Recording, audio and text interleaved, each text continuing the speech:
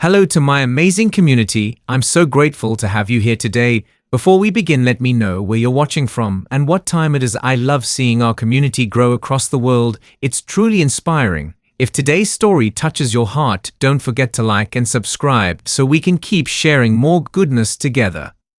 I never thought I'd be writing this story, but after everything that happened at Fort Archer, I need to get it off my chest. My name is Marcus Williams, and I'm a staff sergeant with 15 years under my belt. I've seen a lot of recruits come and go, but nothing prepared me for what happened when Amira Delani walked onto our base. Fort Archer sits in the middle of Nevada's unforgiving desert, where we train the military's finest marksmen. The heat is brutal, the wind unpredictable, and the standards impossibly high. That's exactly how we like it. Only the best make it through our program, and those who don't belong get weeded out fast. It's harsh, but it keeps our soldiers alive in the field. I'd been running the long-range qualification program for 3 years when Sergeant First Class Derek Harrison was assigned as my assistant instructor. Harrison was everything you'd expect from a modern military man. Young, confident, equipped with the latest gear, and absolutely convinced that newer was always better. His rifle was a thing of beauty, all carbon fiber and digital displays, and he could recite ballistic calculations like poetry. The guy had skills, I'll give him that. But he also had an attitude problem that I should have addressed from day one. Harrison had a particular disdain for what he called museum pieces, older weapons, traditional methods, anything that didn't come with a computer attached. He'd make jokes about Grandpa's hunting rifle whenever he saw bolt-action weapons, and the recruits ate it up. They looked up to him, with his tactical gear and cocky smile. The morning everything changed started like any other. The desert sun was already punishing at 800, and a fresh batch of recruits was sweating through their first week of advanced marksmanship training. I was reviewing the day's assignments when my radio crackled. "Sergeant Williams, you've got to walk in at the gate. Say she's here for requalification." I frowned. Requalifications were scheduled weeks in advance. Did they give a name? Delani. Amira Delani claims she's former First Sergeant, 4th Infantry. I knew that name from somewhere, but I couldn't place it. Send her through. 20 minutes later, I watched a transport van kick up dust as it approached the range. When it stopped, an elderly African-American woman stepped out slowly, using a cane for support. She was maybe 73, wearing simple khakis and a faded windbreaker. The only military identifier was a small patch on her hat that read Operation Desert Storm. Harrison was standing nearby when she approached, and I saw his eyebrows shoot up. Several recruits had stopped their drills to stare. "Excuse me, ma'am," Harrison said, his voice dripping with false concern. "Are you lost? The visitor center is back that way." The woman, Amira, I assumed, looked at him with calm, steady eyes. "I'm here for long-range requalification," she said, her voice clear and unwavering. I watched Harrison's face change. Behind him, I could hear recruits starting to snicker.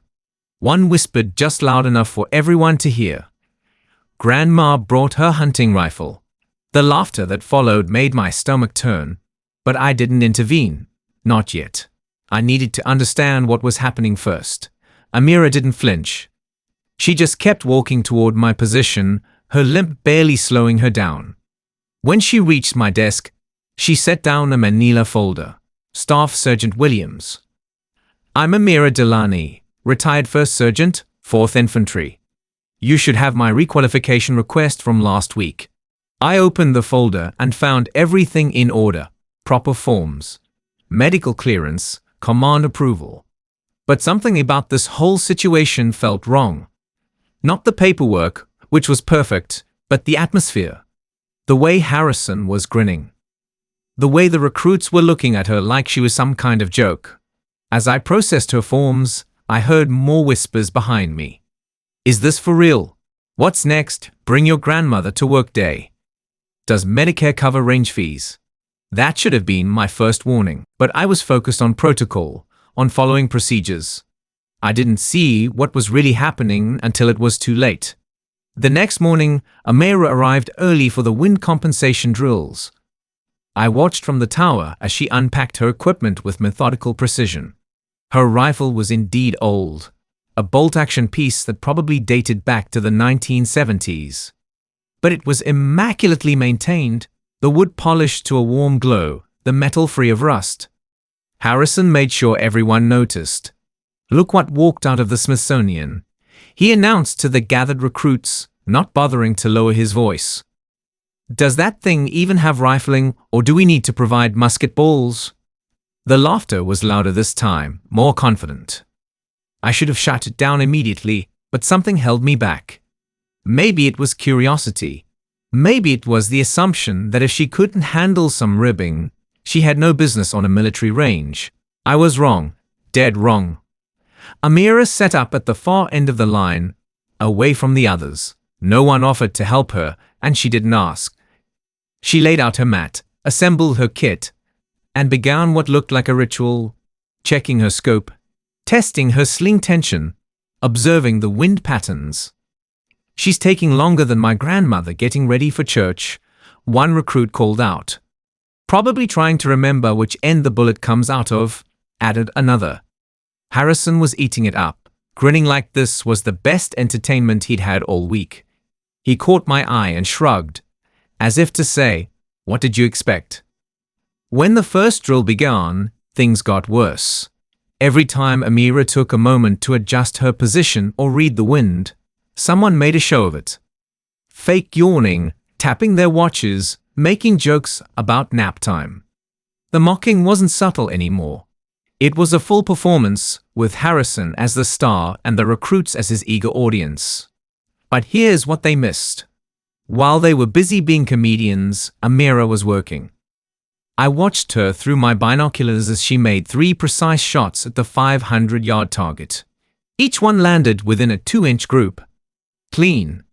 Professional. Perfect. She didn't celebrate. She didn't even look around for acknowledgement. She just marked her score, reset her position, and prepared for the next drill. The recruits didn't notice.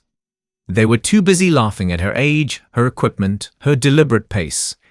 Harrison had them convinced that newer meant better, that youth meant superiority, that volume meant accuracy. After the morning session, I found myself in an uncomfortable position. Technically, nothing wrong had happened. No direct insubordination, no violation of conduct rules, just mockery. The kind of cruel humor that military culture sometimes tolerates, especially when it's aimed at someone who seems like an outsider. But watching Amira eat lunch alone at the corner table, ignored and isolated while conversations buzzed around her, I felt something I hadn't experienced in years: shame. I should have done something then. Should have pulled Harrison aside, addressed the atmosphere, made it clear that respect wasn't optional on my range. Instead, I sat down across from her, telling myself I was just being polite. "You always this quiet?" I asked, trying to break the tension.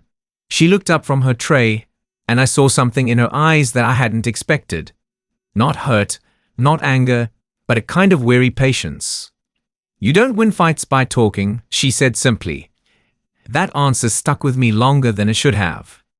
As I walked back to my office, I could hear Harrison regaling a group of recruits with his theories about participation trophy military service and diversity hiring gone wrong. The laughter followed me down the corridor like an accusation. That night, I lay in my bunk thinking about Amira's groupings. 2 inches at 500 yards, with an antique rifle and no spotter. Invariable wind conditions. Most of my recruits would kill for that kind of accuracy. But I pushed the thought aside. One good drill didn't mean anything. Tomorrow would bring the real challenges, and then we'd see what she was really made of. I had no idea that tomorrow would change everything I thought I knew about excellence. The 800-yard range was where careers lived or died. High crosswind, long distance, and targets that shimmered like mirages in the desert heat. I'd seen cocky recruits break down in tears when they realized their expensive equipment couldn't compensate for lack of skill. Harrison was in his element that morning, strutting around with his tactical gear gleaming in the sun.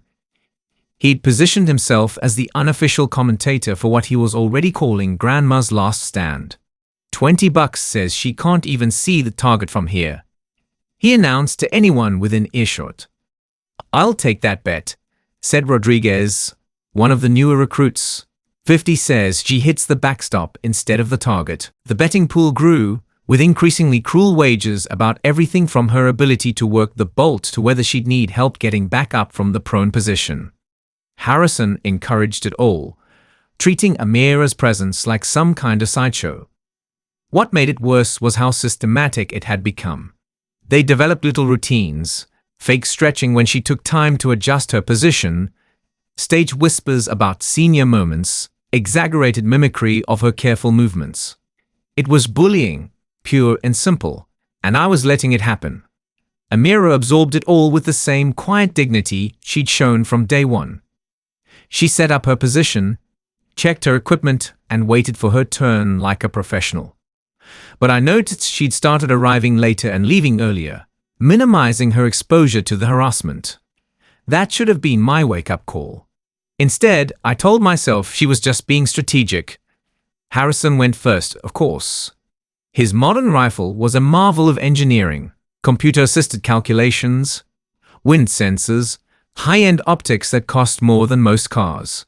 He fired quickly and confidently. Right edge, 1 foot drift. The spotter called out. It was a decent shot, good enough to pass, but nothing spectacular. Harrison acted like he'd just won the Olympics. That's how it's done, people, he called out, loud enough for Amira to hear. Modern problems require modern solutions. Then it was her turn. The range fell into an expectant hush as she took her position. She spent what felt like forever adjusting her sling, checking her scope, reading the wind. I could feel the collective eye rolling from the assembled recruits. She's waiting for the wind to stop, someone whispered. Gonna be a long wait in Nevada, came the reply. But I was watching her more carefully now, and what I saw wasn't indecision or confusion. It was patience. Professional patience. The kind that comes from experience. She fired once. The sound seemed to hang in the air longer than usual. Direct hit. Center mass, the spotter announced, his voice carrying a note of surprise. Less than 2-inch deviation. The laughter stopped. Abruptly, like someone had thrown a switch. Harrison's smile faltered for just a moment before returning full force. Fluke, he said, but his voice had lost some of its confidence. Even a broken clock is right twice a day. The recruits laughed, but it sounded forced now. Uncertain. That evening, things took a darker turn. I was doing paperwork in my office when I heard raised voices outside. Through my window, I could see Harrison and 3 recruits cornering Mara near the equipment shed. Just saying, ma'am, maybe this isn't the place for you, Harrison was saying, his tone mock concerned. These exercises are designed for combat-ready personnel. We wouldn't want you to get hurt, or hurt someone else, added Rodriguez. Old equipment can be unpredictable. I couldn't hear Amira's response, but I saw her straighten her shoulders and look Harrison directly in the eye. Whatever she said made him step back, his face flushing red. Just trying to help, he muttered, but there was something uglier in his voice now. Something that made me finally get up from my desk. By the time I reached the shed, they'd dispersed. Amira was alone, methodically cleaning her rifle with the same focused attention she brought to everything else. Everything okay out here? I asked. She looked up, and for the first time, I saw a crack in her composure. Just for a second, but it was there. Fine, Sergeant Williams, just fine. But it wasn't fine. The harassment was escalating, becoming more targeted and more cruel. What had started as jokes was turning into something systematic and deliberate. Harrison wasn't just allowing it anymore, he was orchestrating it, and I was still doing nothing. That night, I made a decision that I'd regret for the rest of my career. Instead of addressing the situation directly, I decided to look into Amira's background. If she had the credentials to back up her presence on my range, maybe that would quiet the critics. I had no idea what I was about to discover. The personnel database at Fort Archer was older than most of the equipment we trained with, but it got the job done. I sat in my cramped office at 2300 hours, the only light coming from my flickering monitor and the desert stars outside my window. I typed Delaney, Amira, and waited for the ancient system to respond. What came back made me push away from my desk so hard my chair hit the wall. Amira Louise Delaney, 24 years active duty, 2 tours in Vietnam era operations, reactivated as tactical specialist during Operation Desert Storm, expert marksman qualification 6 times over, Bronze Star, Army Commendation Medal, Purple Heart, and then, highlighted in gray, unconfirmed kill count, assumed high. Served as designated marksman during Operation San Mirage. Rescued pinned unit during ambush in Al Busaya. I stared at the screen, my mouth dry. Operation San Mirage. I knew that name from military history classes. An entire squad pinned down for 9 hours, thought to be lost, until a single marksman eliminated 5 insurgents from over 900 yards away. Under hostile fire, in a sandstorm. No one had ever officially confirmed who made those shots. I scrolled down further. Post-retirement volunteer work with inner-city youth programs. Basic marksmanship instruction. Community service awards. A picture of quiet excellence that made my stomach churn with guilt. While I was processing this information, Harrison was busy making the worst mistake of his military career. The next morning brought news that would change everything. During the night, someone had tampered with Amira's rifle. Not sabotage exactly, but her scope had been accidentally knocked out of alignment. Her shooting mat had been moved to the rockiest, most uncomfortable position on the range. And her ammunition, standard-issue rounds that she'd carefully prepared, had been replaced with mismatched cartridges that would throw off her calculations. I knew because Rodriguez, apparently growing a conscience, came to me before morning formation. "Sergeant Williams, I need to tell you something," he said, shifting nervously from foot to foot. "Last night after chow, Harrison got some of us together." The story came out in fits and starts. Harrison had convinced half a dozen recruits that they were doing everyone a favor by helping Amira realize she didn't belong. It was supposed to be harmless, he'd said. Just enough to make her miss a few shots, get frustrated, and voluntarily withdraw from the program. He said it was for her own good. Rodriguez finished miserably. Said she was going to get hurt trying to keep up with us. I felt something cold settle in my chest. This wasn't hazing anymore. This was sabotage. And it was happening under my command, in my program, to a decorated veteran who'd earned more respect in one tour than Harrison would in his entire career. But before I could act on this information, everything exploded. The morning drill was long-distance precision shooting. Amira took her position with her usual quiet professionalism, apparently unaware that her equipment had been compromised. I watched through my binoculars as she lined up her first shot, made her calculations, and fired. Miss. Wide right. The cheering from Harrison's corner was immediate and vicious. "There we go," Harrison shouted. Reality setting in. "Told you the old girl was living on borrowed time." Someone else added. Second shot. Miss, high and left. The laughter was getting louder, more confident. I saw Amira's shoulders tense, just slightly. She was starting to realize something was wrong. Third shot. Another miss. That's when Harrison made his fatal error. Instead of letting it end there, instead of accepting that his cruel prank had worked, he decided to twist the knife. "Hey, Delaney," he called out, loud enough for everyone to hear. "Maybe it's time to hang up the rifle and stick to knitting. Leave the real shooting to the professionals." The range erupted in laughter. Even some of the instructors were smirking now, caught up in the momentum of public humiliation. But I was watching Amira's face, and what I saw there wasn't embarrassment or defeat. It was recognition and anger. Cold, professional anger. She set down her rifle, stood up slowly, and walked directly to Harrison's position. The laughter died as she approached, something in her bearing commanding attention. "Corporal Harrison," she said, her voice carrying across the suddenly quiet range, "would you mind checking my scope alignment? I seem to be having equipment issues." Harrison's grin faltered slightly, but he was committed now. "Sure thing, Grandma. Let's see what's wrong with the antique." He picked up her rifle, made a show of checking the scope, and then his face went white, because written in tiny letters on the scope adjustment dial, letters that hadn't been there the day before, were the initials DH Derek Harrison. In his arrogance, he'd signed his sabotage, and now everyone could see it. The silence that followed was deafening. Harrison stood there holding the evidence of his own misconduct, his mouth opening and closing like a fish out of water. "Sergeant Williams," Amira called out, never taking her eyes off Harrison. "I believe we have a problem."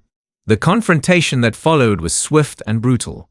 Not physically, Amira never raised her voice or made a threat. But watching Harrison try to explain why his initials were carved into her scope was like watching a man dig his own grave with increasingly desperate shovelfuls. It must have been. Someone else could have." He stammered, but the evidence was damning. The initials were fresh, carved with the same tactical knife he carried everywhere. Several recruits had seen him working on equipment maintenance the night before. "Corporal Harrison," I said, my voice carrying the full weight of 15 years of command authority. "You're relieved of instructor duties. Report to the base commander's office immediately." But Amira wasn't done. As Harrison turned to leave, she called out one more time. "Corporal, my rifle, please." He handed it back with shaking hands, and that's when she did something that changed the entire dynamic of Fort Archer. She walked back to her position, made 3 quick adjustments to her scope, and called out, "May I continue with the exercise, Sergeant Williams?" I nodded, curious to see what would happen next. What happened was perfection. She fired 5 shots in rapid succession, working the bolt of her old rifle with the smooth precision of a metronome. Each shot rang out across the silent range like a period at the end of a sentence. 5 hits, center mass, grouping under 1 inch, the spotter announced, his voice filled with professional awe. The silence that followed was different from before. This wasn't the quiet of mockery or anticipation. This was the silence of recognition. The moment when everyone realized they were in the presence of something extraordinary. But the real reckoning was just beginning. Within an hour, news of the sabotage had reached the base commander. Colonel Patricia Vance was old-school military, a woman who'd fought her own battles against discrimination and had zero tolerance for conduct that undermined unit cohesion. "Sergeant Williams," she said when she called me to her office, "explain to me how systematic harassment of a veteran occurred under your watch." I had no good answer. None. I'd failed in my duty as a leader, and we both knew it. "Ma'am, I take full responsibility for." "Save it." She cut me off. "What I want to know is what you're going to do about it now." That afternoon, I made an announcement that sent shockwaves through the entire training program. Effective immediately, I told the assembled recruits and instructors, "We're implementing new protocols for our marksmanship program. Anyone who makes expert marksman qualification will have the opportunity to learn from our new consultant instructor." I gestured toward Amira, who stood beside me with quiet dignity. "Sergeant First Class Delaney has volunteered to share her expertise with those who demonstrate they're worthy of advanced training. Her qualifications include 24 years of active duty service, multiple combat deployments, and confirmed long-distance eliminations during Operation Desert Storm." You could have heard a pin drop. Several recruits were staring at Amira with new eyes, finally understanding what they'd been mocking.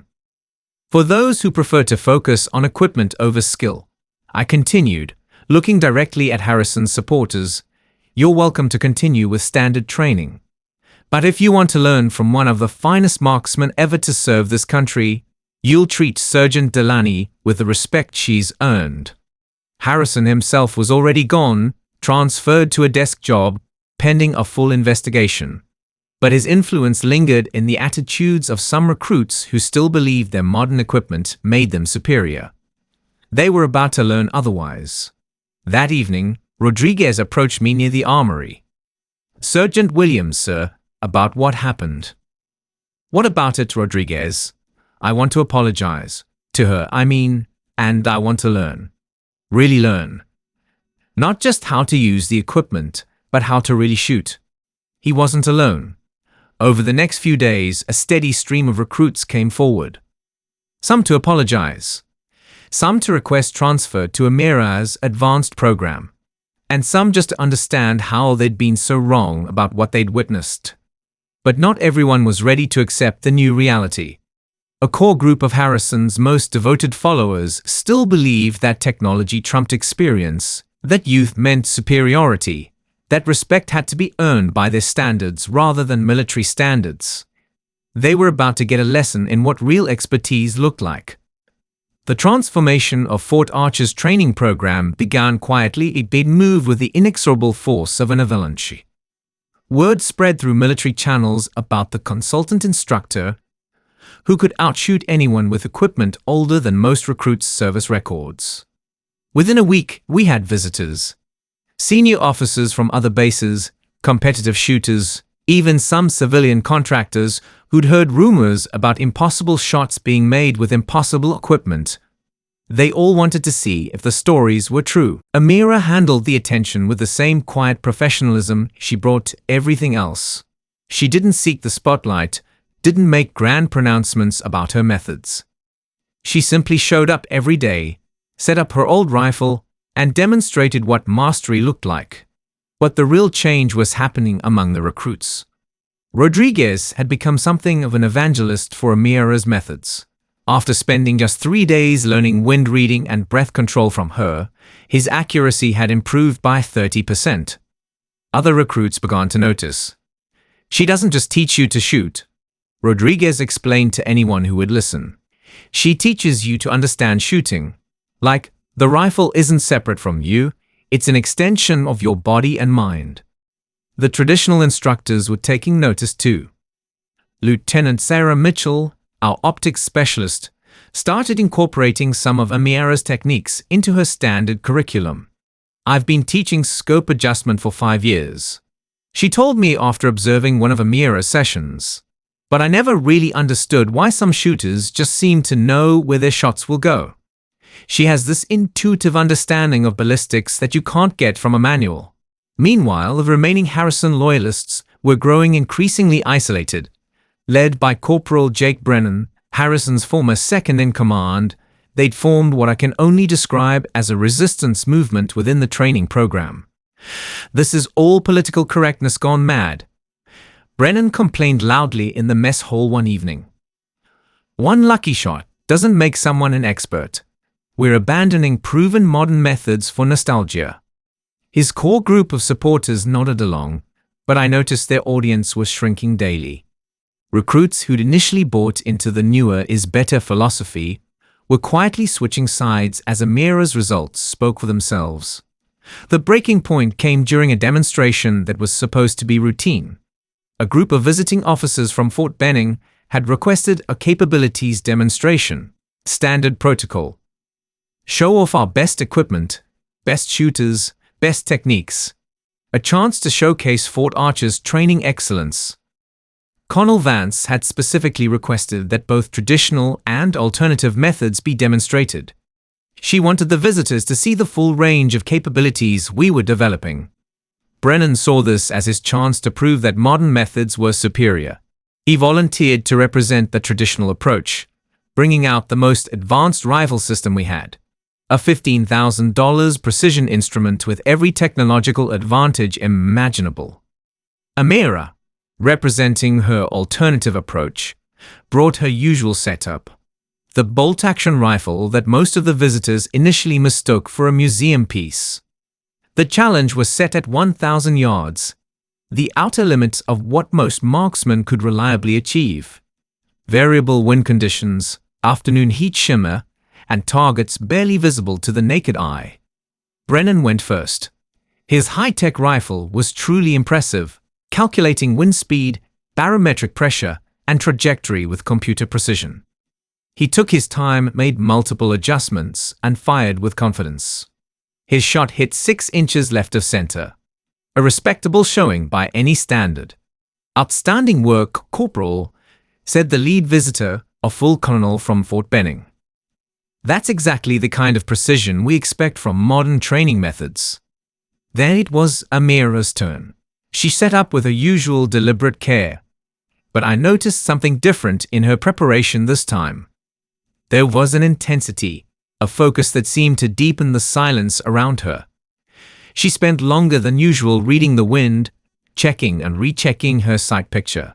When she finally fired, the report of her old rifle seemed to echo longer than usual across the range. "Direct hit, dead center," the spotter announced. "Bullseye." The silence that followed was profound. The visiting officers exchanged glances, clearly impressed, but also puzzled by what they'd just witnessed. "Sergeant Delaney," the colonel called out, "that was an exceptional shot. Would you mind showing us your equipment?" What followed was perhaps the most important moment in my military career. As Amira walked the visiting officers through her rifle, explaining her techniques and philosophy, I watched decades of assumptions crumble. "The rifle doesn't make the marksman," she told them simply. "It's just a tool. The real weapon is up here." She tapped her temple. "And in here." She placed her hand over her heart. "You can buy better equipment, but you can't buy better judgment. You can upgrade your scope, but you can't upgrade your patience. The technology is wonderful, but it's not a substitute for understanding your craft." The Fort Benning colonel nodded slowly. "Sergeant, would you be willing to consult on our training program? We've been struggling with consistency issues in our advanced marksman course." And that's when I knew the old guard's days were numbered. Not just at Fort Archer, but throughout the military training system.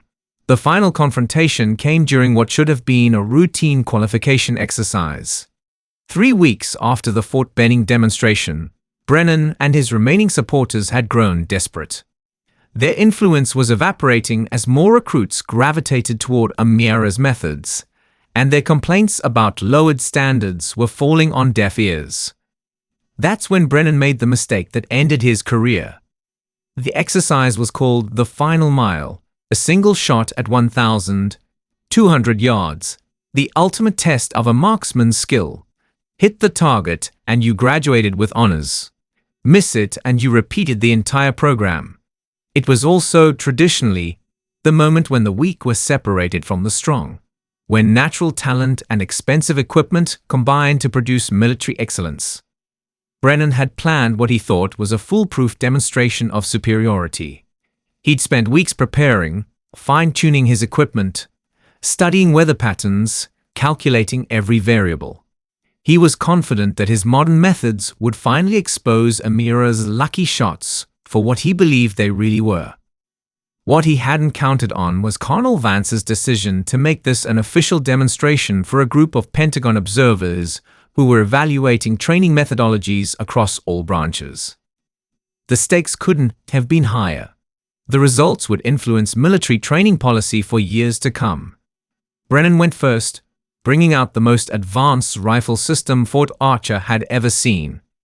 A prototype worth more than most people's cars, equipped with sensors that could detect atmospheric changes in real time. He set up with theatrical precision, making a show of consulting his ballistic computer, adjusting his scope with micrometer precision, even checking satellite weather data on his tablet. "This is what modern warfare looks like," he announced to the assembled observers. Precision through technology. Every variable accounted for, every calculation verified. His shot was technically perfect. The bullet flew true, struck the target cleanly, and landed just 2 inches from dead center. By any reasonable standard, it was an exceptional display of marksmanship. The Pentagon observers nodded approvingly. Several made notes about the impressive integration of technology and human skill. Then Amira stepped forward. She carried the same rifle she'd brought every day. The bolt-action relic that had sparked so much controversy. But there was something different about her demeanor. The quiet patience was still there. But underneath it was something else. Determination. Purpose. Sergeant Delany, one of the Pentagon observers, called out, "Before you begin, could you explain your equipment choice? We're curious about your methodology." Amira looked at the group of officials, then at the assembled recruits, then at Brennan, who was still smirking with confidence. "Sir," she said, her voice carrying clearly across the range, "this rifle belonged to my grandfather. He carried it in Korea. I carried it in Vietnam and Kuwait.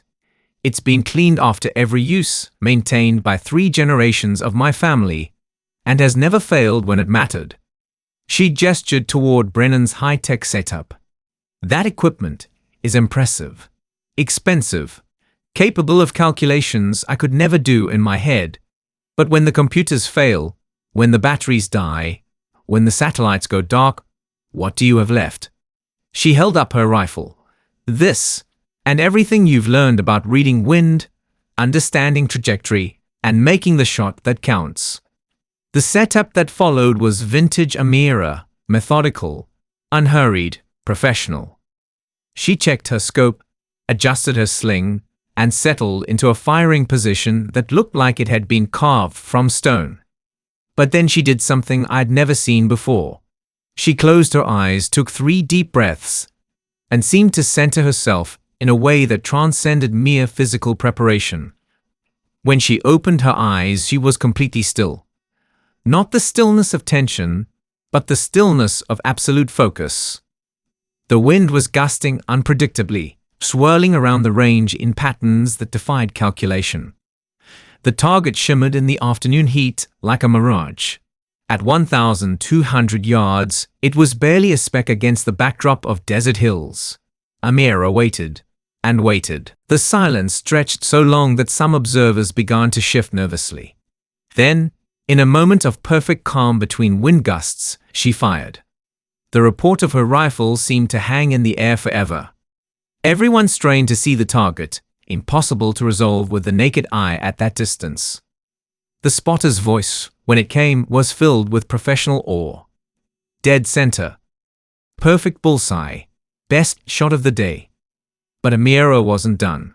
As the Pentagon observers congratulated her and the recruits erupted in cheers, she walked over to where Brennan stood in stunned silence. "Corporal," she said quietly, "you're a fine shooter.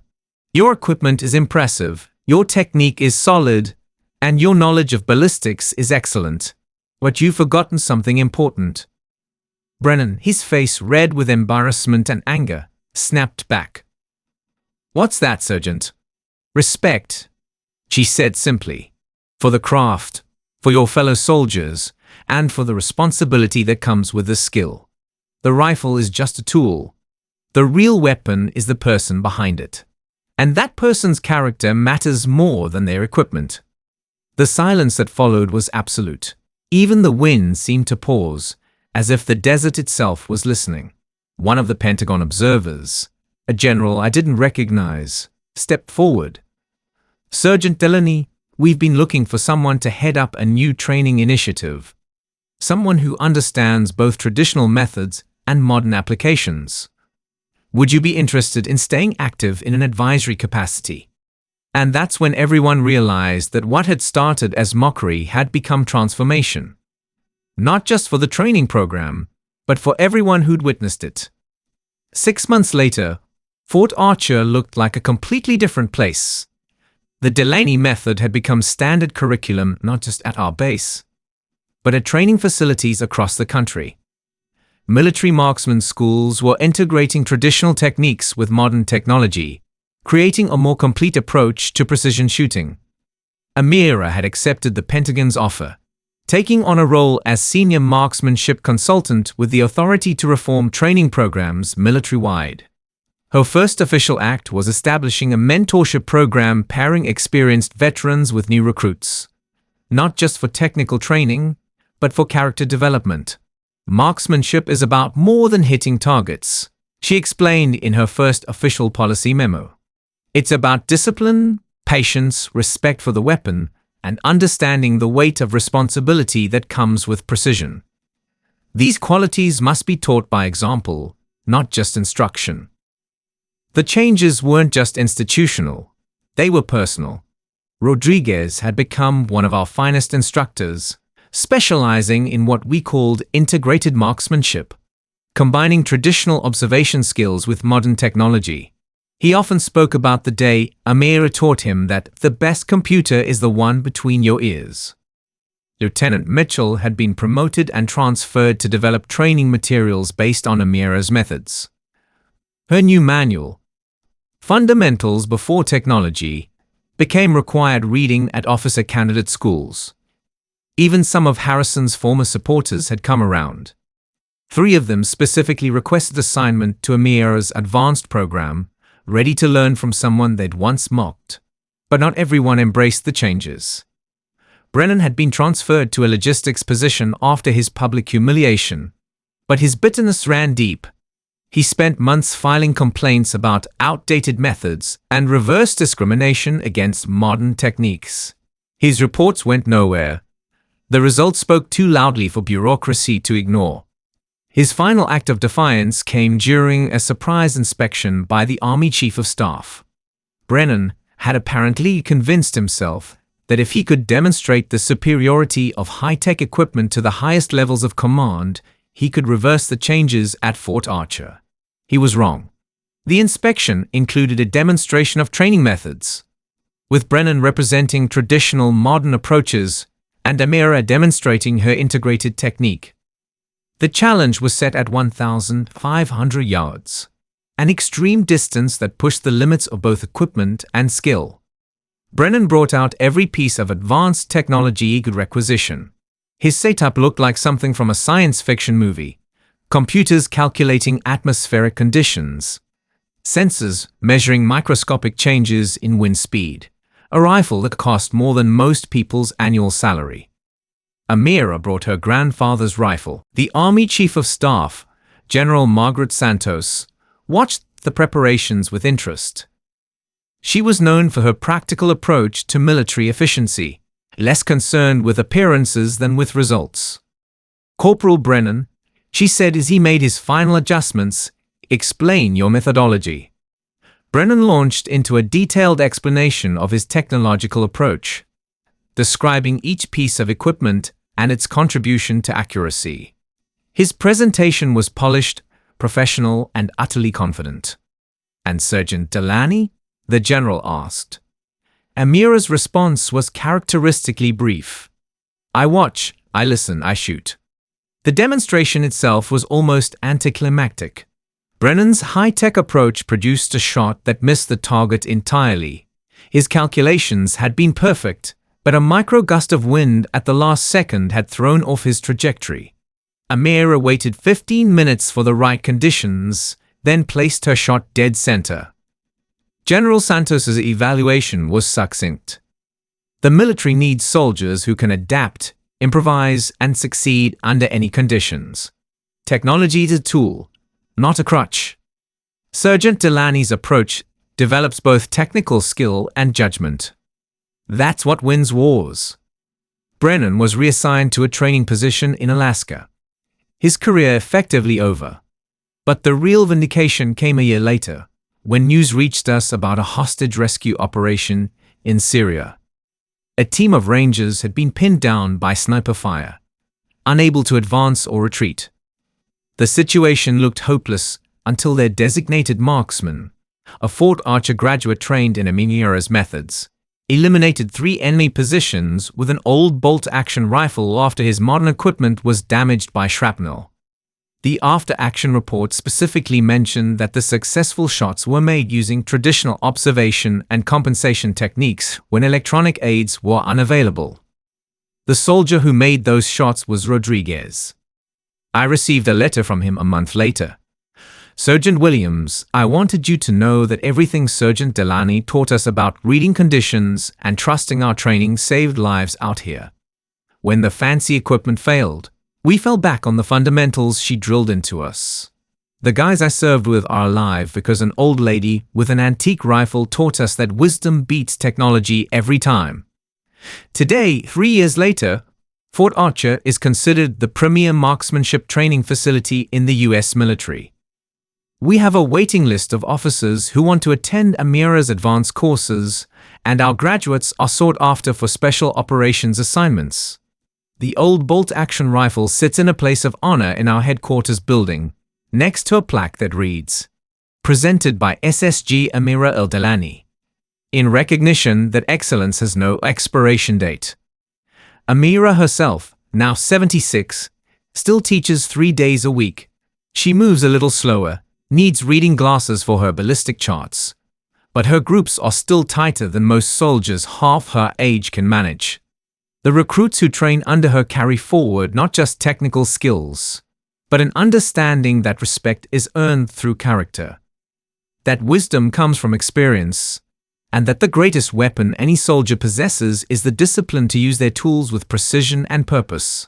And sometimes, late in the evening when the desert wind carries the echo of gunfire across the range, I think about the lesson Fort Archer learned the hard way. Never underestimate someone based on their age, their equipment, or their quiet dignity. Because the most dangerous person on any battlefield isn't the one with the fanciest gear. It's the one who knows how to use what they have. If you enjoyed this story, don't forget to hit the subscribe button and become a part of our Everyday Life Stories community. Where are you watching from? Drop a comment below. We love hearing from our amazing viewers around the world.